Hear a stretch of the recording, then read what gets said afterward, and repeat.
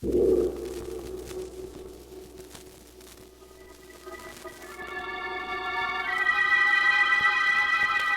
Sealed Book.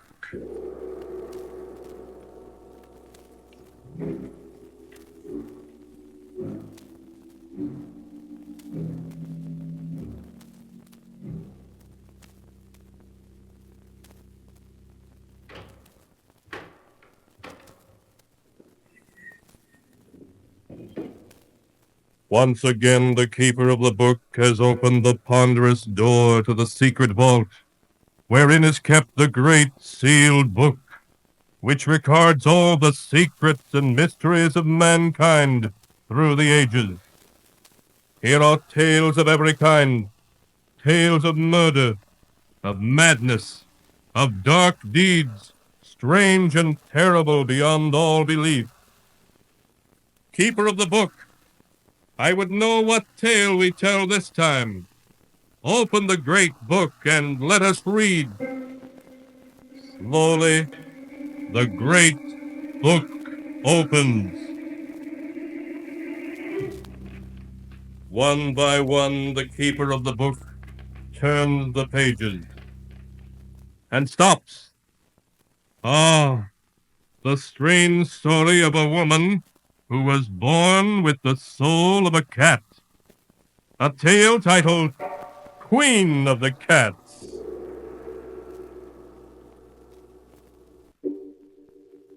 It is early evening, and in a large, old-fashioned living room filled with gloomy shadows, young Chris Arnold, his face haggard, sits glowering at his fiancée, Jane Elliott, and the serious-faced doctor, whom she has brought to see him. Chris's hand trembles as he tries to light a cigarette while he speaks. I'm sorry Jane made you come all the way out here to see me, Dr. Smith. There's nothing wrong with me. Nothing, I tell you. Oh, Chris, there is. I know it. Yes, Chris, Jane's right. I've known you all my life, and I can see at a glance there's something wrong. Now, why not tell me, and let me see whether I can help you or not? All right, I'll tell you. I've got to tell someone. Jane knows part of the story already. She was in it. But I'll tell it to you from the very beginning, which was 2 years ago at a party to which Jane and I were invited. Oh, Chris, isn't this a wonderful party? The only thing wonderful about it is you. Chris, don't. People are watching. Oh, fine thing when a man can't kiss his best girl in public. What's this generation coming to? At Miss Tyndall's school, we were taught a young lady never kisses a man in public. Miss Tyndall is setting romance back 50 years. Who are you looking for, anyway? Rana Farouk, my roommate at Miss Tyndall's. Oh, she's the Egyptian girl you were telling me about. Yes, I want you to meet her. Only you'd better not fall in love with her as every other man does. Sounds as though she's a second Cleopatra. Men don't seem to be able to resist her. Really? Well, I'm curious to see this siren of the Nile. There she is, Chris. Come on. So that's Rana. No wonder men can't resist her. Hello, Jane. I've missed you. Rana, this is Chris Arnold. Chris, this is Rana Farouk. Hello, Chris. Hello, Rana. Oh, look, there's Miss Tyndall waving to me. Excuse me, won't you? Of course, Jane. I'll be back in a minute. You know, Chris, at Miss Tyndall's, the first thing I'd see in the morning when I got up, and the last thing before I went to bed, was your picture. And I always knew that someday we would meet. Now we have. Why are you staring at me like that? Aren't you going to say anything? I prefer just to look.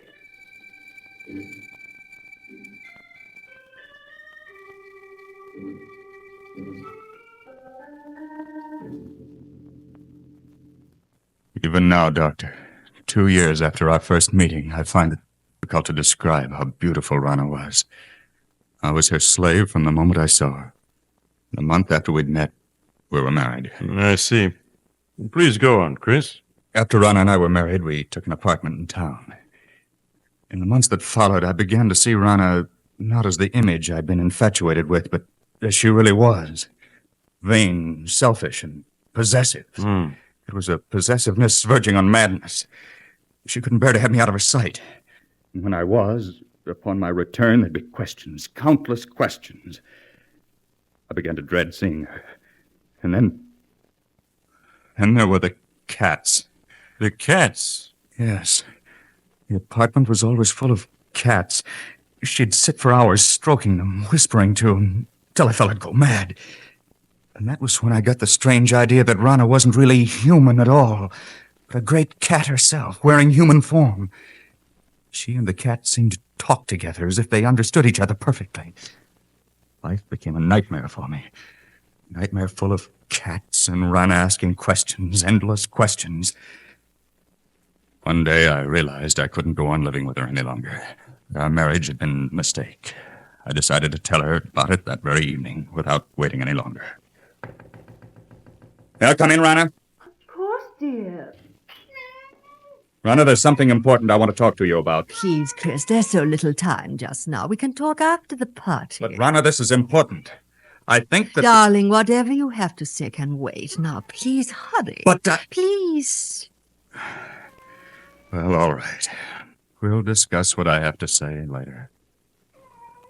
Chris, when I called you at the office this afternoon, why didn't you tell me that you'd had lunch with Mary Walker? How did you know I had lunch with her? Oh, a friend told me. A friend? Who was it? What is it, my beauty? What are you trying to tell me? Rana, put that cat down and answer me. Who was the friend that told you I had lunch with Mary Walker? Someone you've never met, darling. How is it you always know what I've been doing? Whom I've been seeing? It's as though you have people spying on me. Chris, what a thing to say. Now, please hurry or we'll be late. There's something strange about the way you always know what I've been doing. Sometimes I suspect... Chris, look out! You stepped on Sabina's tail. Well, if there weren't so many cats underfoot, I wouldn't have stepped on it. Why must you keep 5 cats around? Because I love cats. They're beautiful, sacred. Thousands of years ago, my ancestors worshipped cats, and the great cat goddess Sakonet. On the River Nile, close by the ancient city of Hamadi, where I was born, are the graves of 100,000 sacred cats who have been mummified and buried with reverence. Rana, I can't go on like this anymore. Why, darling, what do you mean? Our marriage was a mistake. I want a divorce. Chris, you can't be serious. But I am. No, Chris. I love you and I won't give you up. You're mine, darling. You always will be. Nothing shall ever separate us.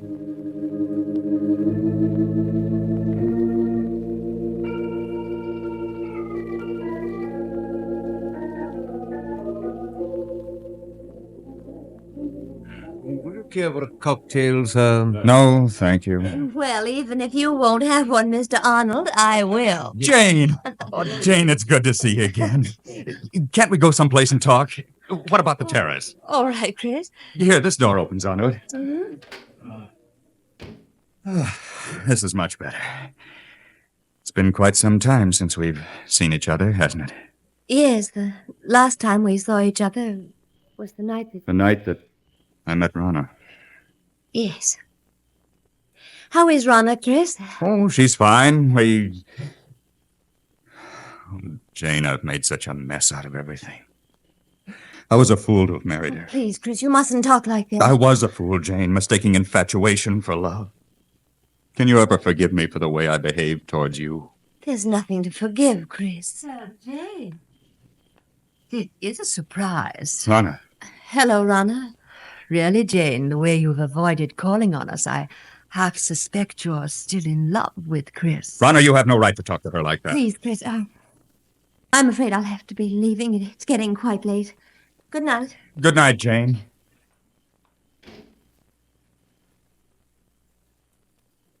I hope I didn't interrupt anything by coming out here so unexpectedly, Chris. Yes, Rana, you did. I was about to tell Jane that I love her and that I always will. Rana, you've got to give me a divorce. I'll never give you a divorce. Never, do you hear? You're mine and you always will be. If I can't have you, no one else will.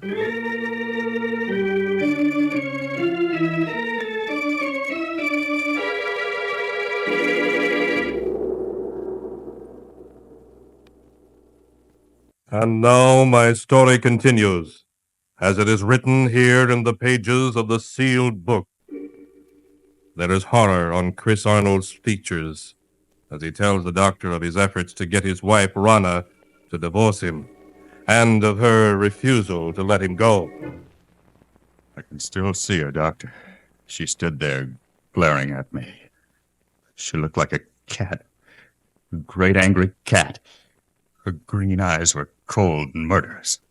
Her long nails dug into my arm. Her body was tense. For a moment, I thought she was going to scratch my eyes out. And she turned and stalked away. What happened after that night, Chris? I ceased speaking to Rana. We lived in the same apartment, but that was all. Rana waited for me to come around, with all the patience of a cat playing with a mouse. When a month had passed and I still refused to talk to her, she made an attempt to win me back. It happened one night as we were driving to this house. Why are you slowing down, Rana? I want to talk to you, Chris, and I can't talk to you while I'm driving. There's no point in your stopping. We have nothing to say to each other. But we do, darling. Chris, we could be so happy together if you wanted to. You know how much I love you. I'd do anything to make you happy, anything. Anything? Then you can give me a divorce. Chris, you haven't any right to treat me like this. I'm your wife. Only in the eyes of the law, not in my eyes. I hate you. I hate you! Oh, you cat! You almost took my eyes out with those claws of yours. I will scratch your eyes out before I let any other woman have you. You're mine and you always will be. Perhaps this will bring you to your senses. Slide over. I'll drive. Very well, Chris.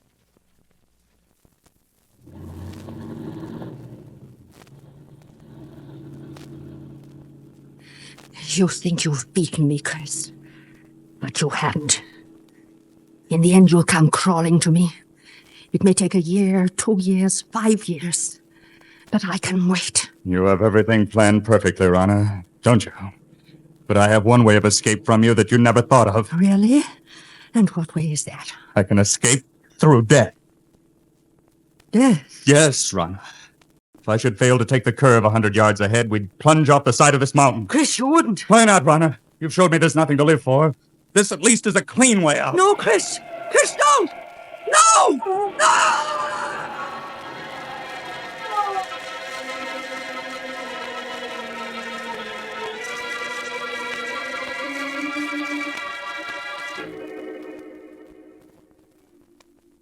When I drove the car over the side of the mountain, Doctor, I thought Rana and I were going to our deaths. But fate decreed otherwise.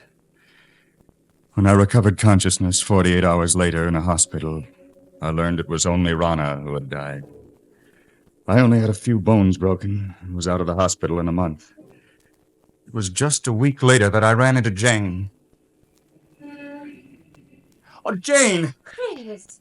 Oh, Chris, it's you. Janie, you always seem to pop up just when I need you most. These past weeks must have been so difficult for you. Oh, I don't want to look back at the past, Jane, but only to the future.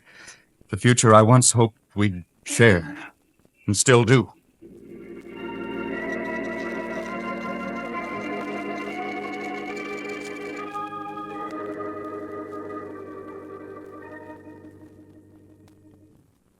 Two months ago, Doctor, Jane and I became engaged. It was just about that time that I first began to notice that everywhere I went, there always seemed to be a cat following me. Are you sure you weren't imagining it, Chris? Well, at first I thought it was my imagination, but a week after Jane and I became engaged, I was certain I was being followed.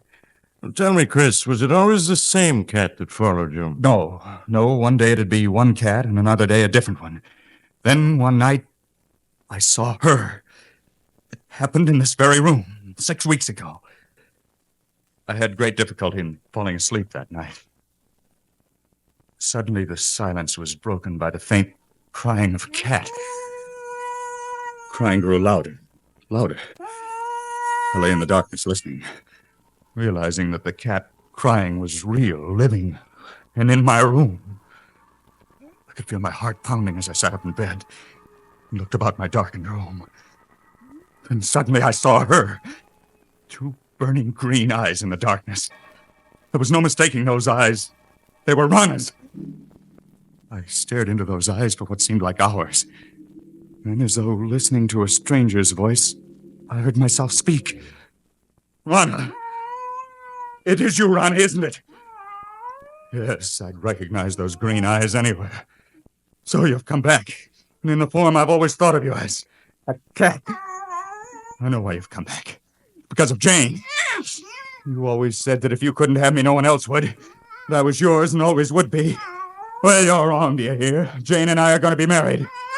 You came between us once, but you aren't going to this time. I will marry her, and there's nothing you can do to stop me. You fiend, try to scratch my eyes out, would you? Well, we'll see about that. Perhaps that'll show you.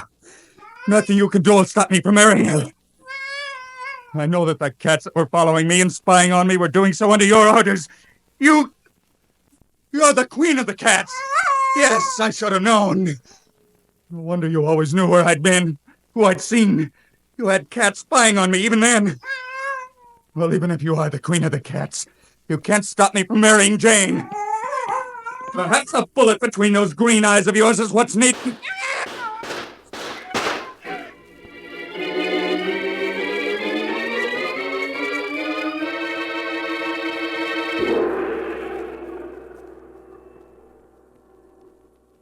And now to continue the story, as it is written in the sealed book. His voice shaking, Chris Arnold is telling how he shot at the great black cat, which came to him in the night, and missed.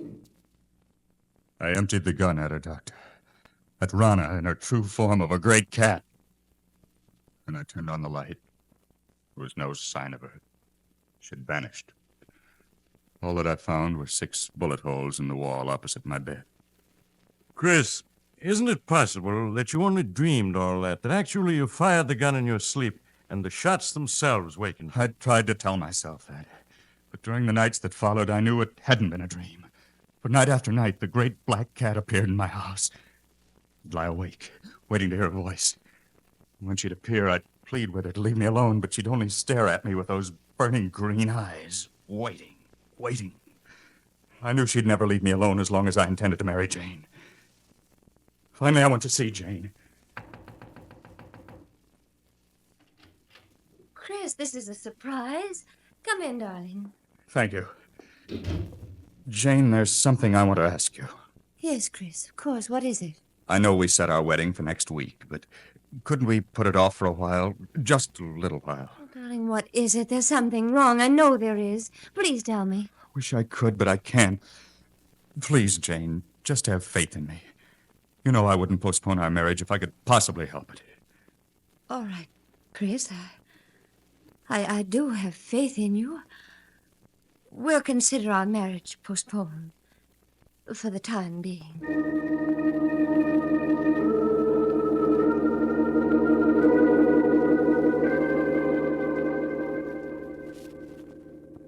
The night I put off my marriage to Jane, Doctor, was the first night that Rana didn't appear. And the first night in a week that I was able to sleep. You think, Chris, that she didn't appear again because you had postponed your marriage to Jane? I know it. Weeks went by. Weeks in which I was able to sleep soundly without being awakened by her. I came to think that perhaps it had all been part of a horrible nightmare and that I was over it at last. A week ago, I asked Jane to set the date for our wedding. She did so, and that same day we took out a marriage license. But that night, Rana appeared again, her eyes shining in the dark, cold and murderous. And I've seen her every night since. I tell myself that I mustn't be afraid, but I keep hearing her voice over and over. If I can't have you, no one else will. You're mine, and you always will be. Chris, darling, I wish I'd known all this before. You feel, Chris, that somehow she'll prevent you from marrying Jane? You know I sound mad, but I do. I have a feeling something horrible will happen if I attempt to marry her. Do you still have the marriage license? Yes. Why do you ask? Chris, you've reached a crisis in your life. You're faced with fears that are threatening to overwhelm your sanity. Now, the best way for you to challenge your fears is to go through with your marriage to Jane now, tonight. Tonight? Yes. It's quite late, but I'm sure a friend of mine who's a judge will marry you. All right, Doctor. Jane, will you marry me tonight? Oh, yes, Chris. Yes.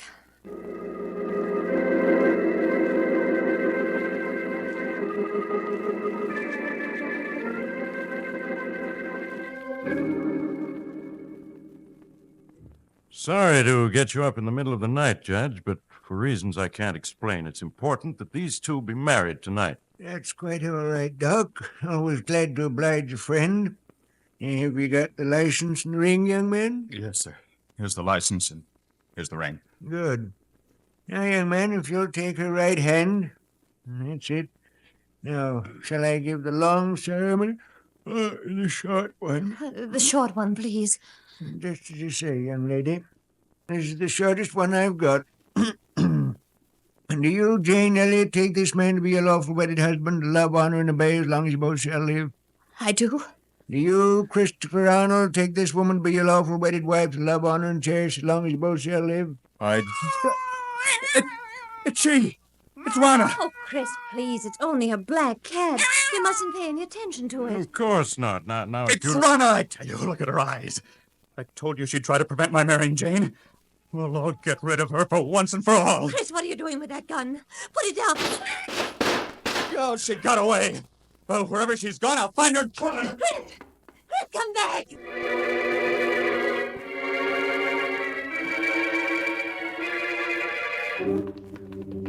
Oh, Doctor, where can he be? Oh, Jane, he can't be far off. We'll find him.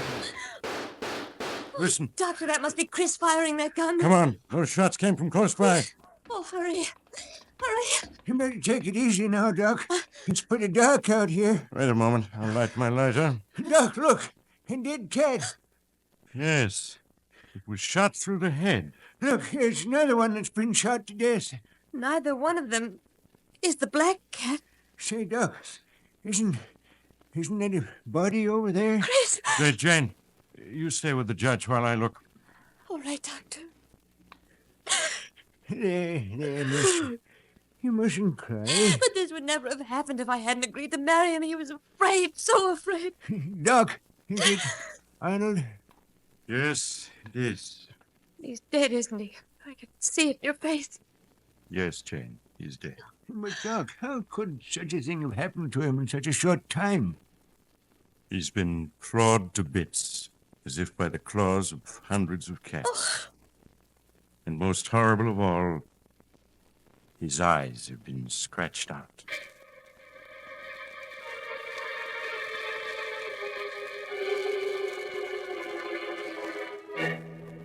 Two days later, at Chris Arnold's funeral, a great black cat appeared as if from nowhere, sitting close by the edge of the grave and licking its paws as it watched the coffin lowered into the earth.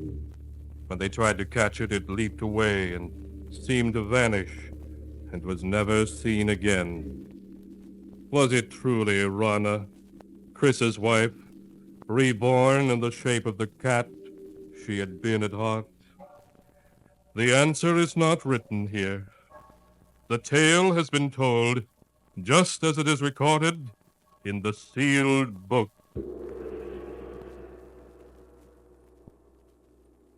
And now, keeper of the book, before you close the great volume, show us the tale we tell next time. This one, yes, an amazing tale. It's the story of a brother and sister who found themselves left out of their aunt's will, and who remedied that unfortunate situation by a clever scheme. A scheme which proved to be just a little too clever. It's a tale titled Death Rings Down the Curtain. Be sure to be with us again next time, when the sound of the great gong heralds another strange and exciting tale from the Sealed Book.